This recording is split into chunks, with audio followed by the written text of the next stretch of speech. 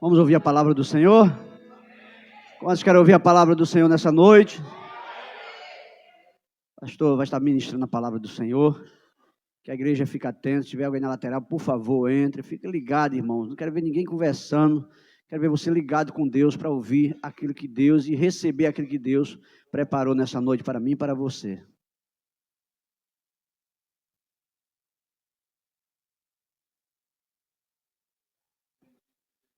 Quero saudar a igreja com a santa e gloriosa paz do Senhor Jesus. Quero aqui desde já agradecer ao pastor dessa casa, o anjo da igreja, o pastor Luciano, esse ministério tão abençoado. Quero agradecer pela oportunidade de poder estar aqui hoje e poder falar da palavra de Deus.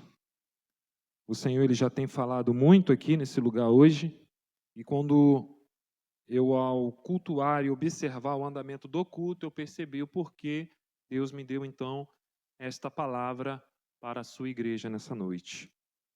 Eu quero pedir à igreja, por gentileza, que abra a sua Bíblia no livro de Jeremias, capítulo de número 29, versículo de número 11. Esse é o texto base no qual iremos meditar na palavra do Senhor nessa noite. Jeremias 29, versículo de número 11. Apenas o versículo 11 estaremos discorrendo esta palavra. Você que achou, diga amém. Oh, glória a Deus. Vamos ler o texto. A minha versão pode ser diferente da sua. A minha versão ela é NVI, que é a que eu gosto muito. Então pode estar um pouco diferente, mas esse é o contexto. Porque sou eu que conheço os planos que tenho para vocês, diz o Senhor, planos de fazê-los prosperar e não de lhes causar danos, planos de dar-lhes esperança e um futuro. Podeis assentar. Eu vou repetir o texto. Porque sou eu que conheço os planos que tenho para vocês, diz o Senhor. Planos de fazê-los prosperar e não de lhes causar dano. Planos de dar-lhes esperança e um futuro. Essa é a palavra do Senhor que veio a Jeremias. Então, dentro desta palavra, desse texto, o contexto, o pano de fundo do livro de Jeremias, para quem conhece a palavra, ele vai profetizar a nação de Israel, ele vai profetizar a Judá, ele vai denunciar ali os seus pecados, as suas condutas, a destruição de Jerusalém e a queda também de Judá. Mas também ele vai falar de uma restauração futura para a nação.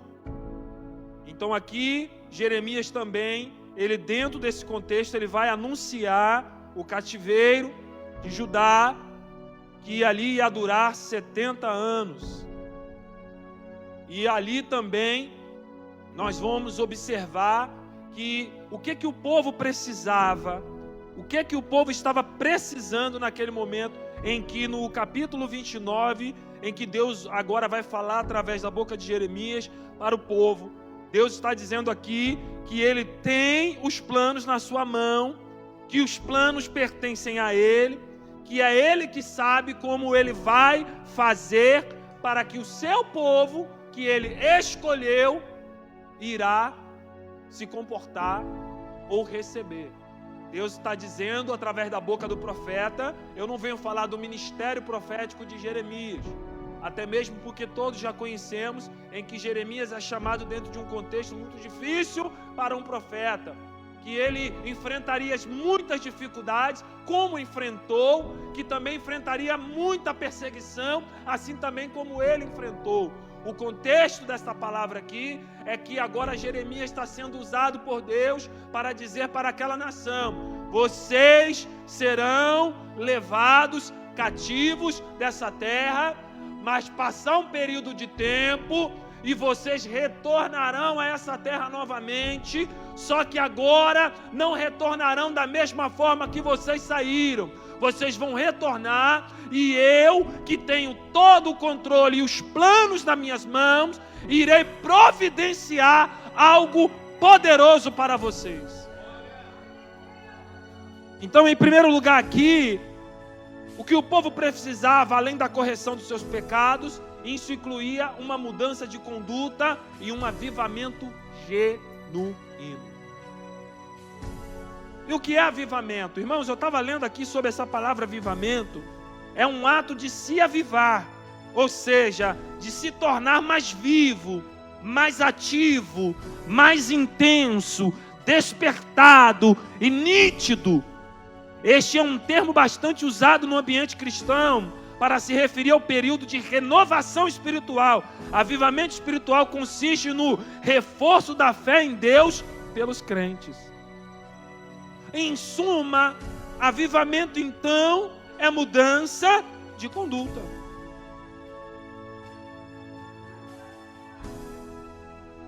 Qual era a condição do povo de Deus nos tempos de Jeremias?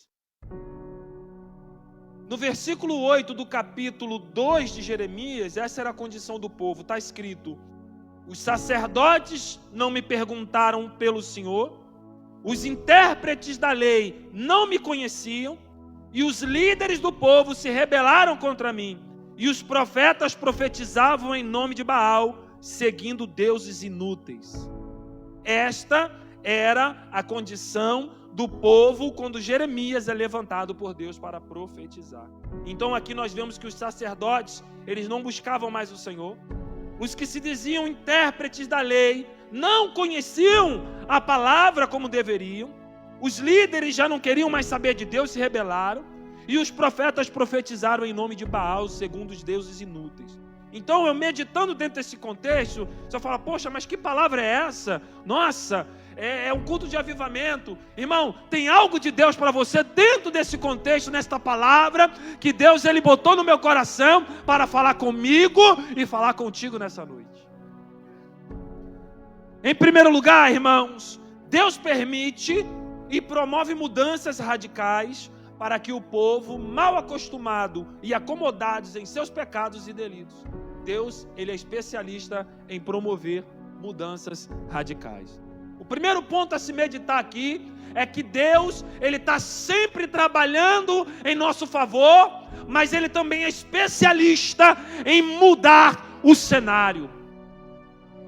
Ele é especialista em mudar as circunstâncias, porque o ser humano ele é acomodado.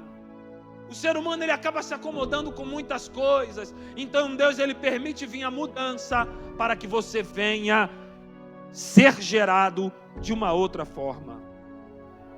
No capítulo 29, ainda no versículo 7, busquem a prosperidade da cidade para o qual eu os deportei, e orem ao Senhor em favor dela, porque a prosperidade de vocês depende da prosperidade dela. Isso aqui é Deus falando através da carta que Jeremias vai escrever ao povo, para que o povo que foi levado cativo se acostumassem com aquele ambiente diferente, ambiente no qual eles não estavam acostumados.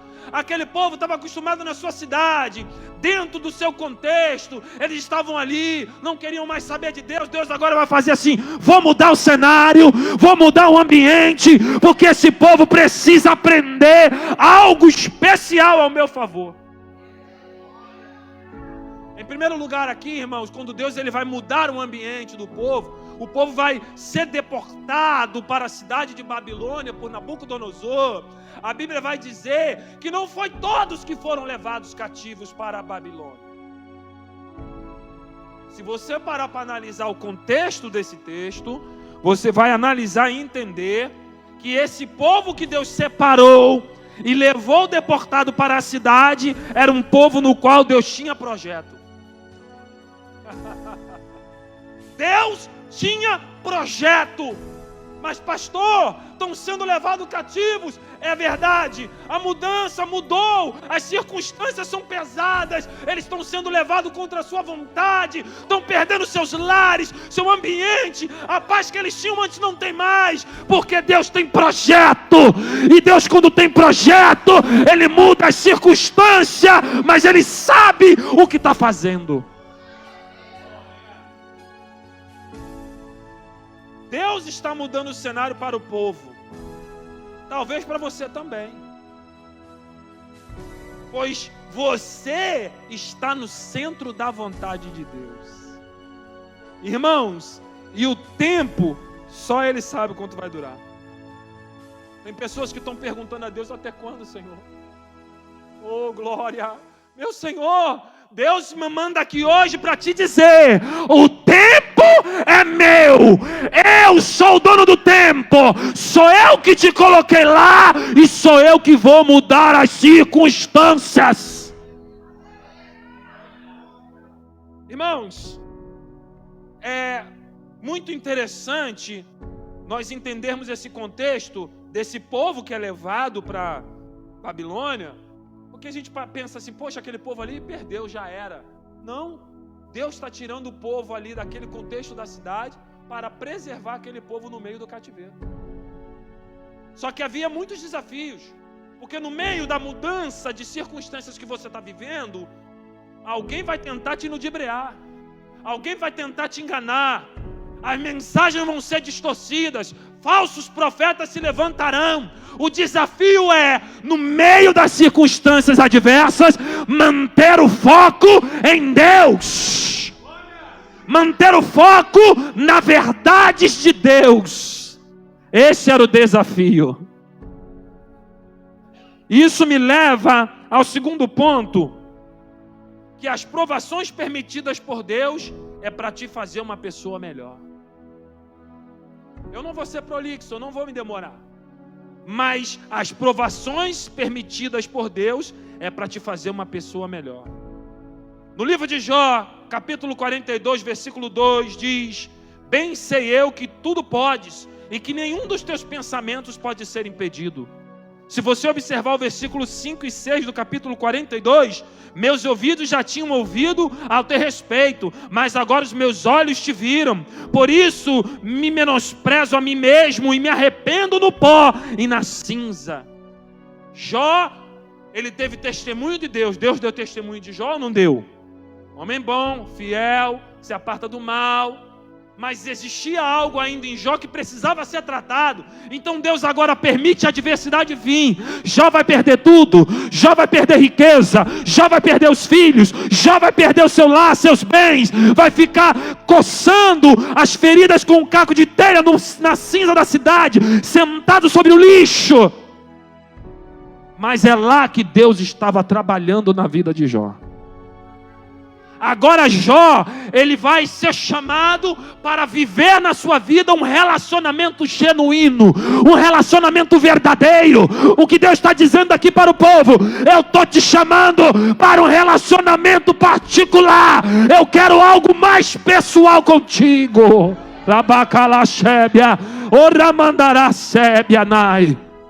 Eu estou te convidando, Deus está convidando pessoas aqui a um relacionamento mais profundo. Para de espernear, para de murmurar, para de reclamar. Permita a mudança de Deus na tua vida, porque ao final dessas coisas você vai falar como Jó: eu só ouvia falar, mas agora os meus olhos te veem. O que é melhor? O pregador, ele só pode falar do que leu, mas testemunha fala do que viu. Oh meu Deus, o que aqueles homens viram? O que eles viram a ponto de entregar a sua vida, a ponto de Paulo dizer: eu considero tudo como esterco. O que eles viram? Irmão, é melhor ver. E Deus muitas das vezes Ele permite essas mudanças na nossa vida para nos fazer pessoas melhores. Não reclame, fique tranquilo, Deus está no controle de tudo. Louvado seja o nome do Senhor. Primeira coisa aqui, para se deixar bem claro, apenas os que se deixam moldar experimentam a restauração de Deus. Em Jeremias 29, versículo 12 e 13: então vocês clamarão a mim e virão orar a mim, e eu os ouvirei, e vocês me procurarão e me acharão, quando me procurarem de todo o coração. Apenas os que se deixam moldar desfrutam de um relacionamento pessoal. E aqui ele está dizendo, você pode ter certeza, tu vai chegar até mim, eu vou ouvir você. Tu vai orar e eu vou te responder. Deus está falando aqui de intimidade. O povo vivia na cidade de qualquer forma, adorando Baal, os Balaíns, se prostituindo. Se você ler o livro de Jeremias, começa assim, ele faz uma alusão ao casamento, à prostituição, à traição, adultério. Então agora ele vai dizer, olha, se vocês se deixarem moldar pelo que eu estou dizendo, pelo que eu estou fazendo, vocês vão se achegar a mim ainda mais, e eu vou me apresentar a vocês, e eu vou falar com vocês pessoalmente, e você vai usufruir da minha presença verdadeiramente. Oh, maravilha! Louvado seja o nome do Senhor. Eu quero que você entenda que dentro desse contexto, que não são todos que Deus restaura. Lembra do que eu falei no começo? Que Deus, quando Ele envia as nações do norte, que Ele manda Nabucodonosor sitiar a cidade, tomar a cidade, levar uma leva de gente cativa, Ele não levou todo mundo. Ele só levou aqueles que Deus queria que levasse. Aquele povo que ficaria no cativeiro e Deus preservaria lá. É por isso que Ele manda na carta de Jeremias e diz, pode plantar, pode dar seus filhos em casamento, construam as vossas casas e se acostumem, porque o tempo de viver aí é meu, e eu vou prosperar a cidade. E ainda digo mais, orem pela cidade, porque a prosperidade de vocês depende dela. Mas tem um povo que ficou lá do outro lado lá. Nem todo mundo foi para o cativeiro. É isso que muitas vezes a gente não fala, né? Nem todos são restaurados por Deus.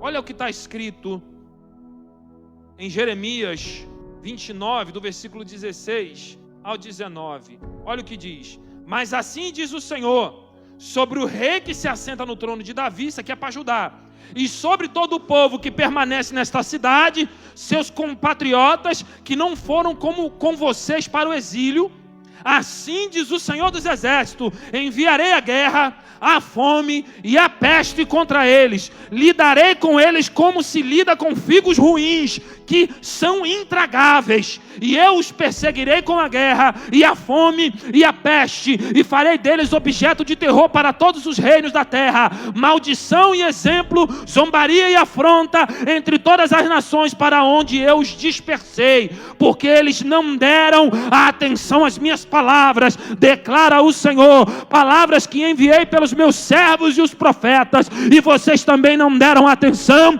diz o Senhor. Isso aqui é para o povo que ficou lá. Você não está entendendo o projeto de Deus, irmão? O povo que foi levado para o exílio estava ruim, mas o povo no qual aquele povo que estava ruim vivia no meio era mais ruim ainda, a ponto dele dizer que eram figos estragados, intragáveis, algo que não dava para descer na garganta de Deus. Então Deus agora ele vai fazer, sabe o que? Ele vai tirar aquele povo de dentro daquele povo lá e vai separar. E tem gente que está reclamando das provações que Deus coloca, tem gente que reclama das mudanças que Deus promove. Escuta isso, igreja, Deus está promovendo mudança na tua vida, porque Ele sabe qual é o cenário final. Para quem lê, vai achar assim, poxa, levou o povo para o cativo, para a Babilônia, que coisa ruim. E quem ficou na cidade? Pior ainda, porque aquele povo ali não teve arrependimento. O povo continuou idolatrando, pastor. O povo continuou prevaricando contra Deus. Então Deus agora vai entrar e não vai restaurar não. Porque Deus ele vai tirar aquele povo da cidade, vai botar no cativeiro, mas a promessa foi junto com eles. Ele está dizendo aqui, nós lemos do texto base, os meus pensamentos não é de destruir vocês. Quem disse que eu quero destruir vocês? Oh, glória! Só um entendeu. Ô glória! Eu não estou aqui para destruir vocês, mas comecem a meditar. Fiquem tranquilos, o ambiente pode ser diferente, as circunstâncias podem ser ao contrário, mas sou eu que estou no controle, é eu que estou trabalhando, porque no final de tudo, vocês vão cantar o hino da vitória. Oh glória! E terceiro, para a gente finalizar, no final de cada aprovação, vem a alegria e o alívio e o refrigério. Sabe qual é o problema dos crentes de hoje? Os crentes de hoje não querem ser provados. Os crentes de hoje não querem passar por dificuldade. O crente hoje não quer passar pela moenda, pastor. Irmãos, uma coisa que eu estou aprendendo atualmente é que quando você passa por muitas dificuldades, é nessas dificuldades que Deus ele vai ver se o teu louvor é verdadeiro ou não. Se a tua adoração é genuína ou não. Se você vai glorificar Ele com a mesma intensidade que você glorifica quando está tudo bem. Eu estava falando até com a minha esposa esses dias. Eu estava no meu trabalho feliz, alegre, e eu estou ali no decorrer do meu serviço, eu comecei a glorificar, eu falei, Senhor, muito obrigado, glória ao teu nome, Senhor, muito obrigado, Senhor, por abrir a porta para mim, muito obrigado. Isso estava batendo umas 10 e pouca, quase 11 horas em ponto, me veio o telefonema, olha, desce, porque tem uma carta de demissão aqui para você assinar, e eu quando eu desci, eu falei, amém, glória ao teu nome, louvado seja o teu nome, Senhor. Porque eu entendi naquele momento que glorificar quando está tudo favorável é mole. Mas quando o negócio é diferente, irmão, quando o vento está soprando ao contrário, é nessa hora que o inimigo não vai entender. O diabo vai ficar perplexo contigo. O que é que está acontecendo? A porta está se fechando, mas ele continua a glorificar. A porta se fechou, mas ele continua adorando. A porta se fechou, mas ele não se deixou abater. É isso que Deus quer para nós. Irmãos, no Salmo 126, para a gente finalizar, após 70 anos de cativeiro, e o povo obedeceu a Deus, e a promessa foi cumprida. Porque Deus levou o povo para o cativeiro e tem que obedecer, irmão. Não adianta estar no centro da vontade de Deus, ou tu obedece, ou tu obedece. Se espernear vai doer mais. Se espernear vai ser pior. Ou tu obedece, ou tu obedece. E sabe que em tudo isso, o que eu aprendo aqui, é que Deus permitiu o cativeiro para aquele povo, tirou do meio da cidade, prometeu retorno, prometeu restauração, para mostrar para aquele povo, que vocês têm que aprender a depender de mim. O nosso maior problema é depender de Deus. A gente até fala, nossa, só Jesus para me abençoar. Ai, Deus é bom. Olha, se não fosse Deus na minha vida, mas sempre a gente está fazendo o quê? Buscando com a força do nosso braço, com a nossa capacidade intelectual. Muitas das vezes colocamos as nossas capacitações na frente. Deixa eu dizer um negócio para você. Pior coisa que é ser colocado no meio do vento para aprender a depender de Deus. É por isso que Deus levou o povo para o deserto. O povo precisava passar para um renovo. Foram ali 40 anos, podia ser menos, mas Deus viu, tem que renovar esse povo, porque desse jeito nunca vai dar. Nunca vão entender que eu sou o Todo-Poderoso e que o povo que eu chamei tem que aprender a depender de mim. Não é só da boca para fora, tem que falar, tem que depender verdadeiramente. Não está assim escrito no Salmo 37, verso 5? Entrega teu caminho ao Senhor, confia nele e ele tudo fará. Quem entrega não pode fazer mais nada. Já entreguei, não me pertence mais, eu já passei, já entreguei na mão dele. Tem pessoas aqui que estão passando por lutas com outras pessoas, e em vez de entregar na mão do Senhor, está querendo agir com o próprio impulso, com a própria raiva e a própria ira. Deixa eu dizer para você, a tua justiça é trapo de imundícia. A tua justiça não serve para nada. Deus manda te dizer dentro desse salmo: entrega o teu caminho ao Senhor, confia nele, o mais ele fará. E ele está dizendo para você nessa noite, sabe o que ele fará? Sobressair a tua justiça como a luz, como o sol do meio-dia. Sabe o que ele está dizendo? Eu vou te honrar na frente de todo mundo. Eles vão ver, vai ser como o sol do meio-dia, não tem como esconder, porque você confiou em mim, e a minha justiça vai operar nesse negócio. Oh glória! Salmo 126, versículo 1 ao 6 diz assim: quando o Senhor trouxe os cativos de volta a Sião, foi como um sonho. Então a nossa boca se encheu de riso, e a nossa língua de cânticos de alegria, e até nas outras nações se dizia: o Senhor fez coisas gloriosas a esse povo. Sim, coisas grandiosas fez o Senhor por nós, por isso estamos alegres. O Senhor restaura-nos assim como enches o leite dos ribeiros do deserto.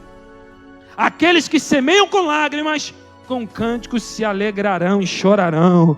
Aquele que sai chorando enquanto lança a semente, voltará com cantos de alegria, trazendo seus feixes. Aleluia! Eu peguei a visão, varão. Irmão, é um período de provação, mas quando acabar essa provação, tu vai voltar saltitante, alegre, glorificando o nome daquele que vive, porque a experiência, meu irmão, não vai ser esquecida. Hoje você tem consciência, se não fosse Deus na minha vida, imagina o povo agora. Nossa, 70 anos de cativeiro, só Deus para nos sustentar no meio daquela cidade idólatra, só Deus para nos sustentar. Irmão, o povo no meio daquela cidade lá, Deus trabalhou até na vida do rei. É assim que Deus faz, Ele tem projeto para todos, mas você tem que entender os planos de Deus. Se eu fosse dar algum título para essa mensagem, seria isso: os planos de Deus não são os nossos planos.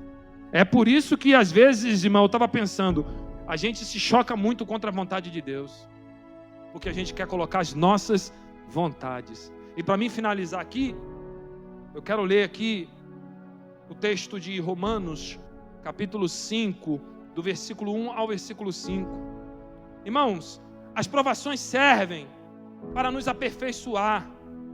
Ela é didática e tem o intuito de nos aprimorar como o nosso relacionamento e dependência de Deus. Então está escrito: tendo sido, pois, justificado pela fé, temos paz com Deus, por nosso Senhor Jesus, por meio de quem obtivemos acesso pela fé a esta graça, na qual agora estamos firmes, e nos gloriamos na esperança da glória de Deus. Não só isso, mas também nos gloriamos nas tribulações, porque sabemos que a tribulação produz a perseverança, e a perseverança um caráter aprovado, e o caráter aprovado é a esperança, e a esperança não nos decepciona, porque Deus derramou o seu amor em nossos corações, por meio do Espírito Santo que Ele nos concedeu. Experiência pura com Deus, coisa linda, coisa maravilhosa. Meus irmãos, eu quero deixar aqui esta palavra ao teu coração. Se você está passando por um momento de dificuldade, se as coisas mudou de forma brusca e parece que nada vai dar certo, e você está no meio de um vendaval, é porque Deus está trabalhando. Não se preocupe para onde Ele está te levando. Pode até parecer cativeiro, mas é lá que Deus vai te fazer prosperar, é lá que Deus vai te fazer crescer. E Ele ainda deixa a promessa: eu vou restaurar. E no final desse processo você vai estar assim, juntinho comigo. Tu vai estar na maior intimidade, e ninguém mais vai conseguir tirar você da minha presença. Que Deus abençoe vocês. Eu agradeço a minha rica oportunidade, em nome de Jesus. Glória a Deus. Deus abençoe a vida do pastor. Muito obrigado por ter aceitado o convite, pastor Fábio, o bispo que indicou o pastor para vir ministrar aqui nessa noite. Eu louvo a Deus pela sua vida. Que Deus continue abençoando a sua casa, a sua família, o seu ministério, em nome de Jesus. Quem recebeu de Deus nessa noite? Glória a Deus. Tenho certeza que recebemos aqui, Deus falou conosco. Quem está ligado na casa do Senhor está recebendo.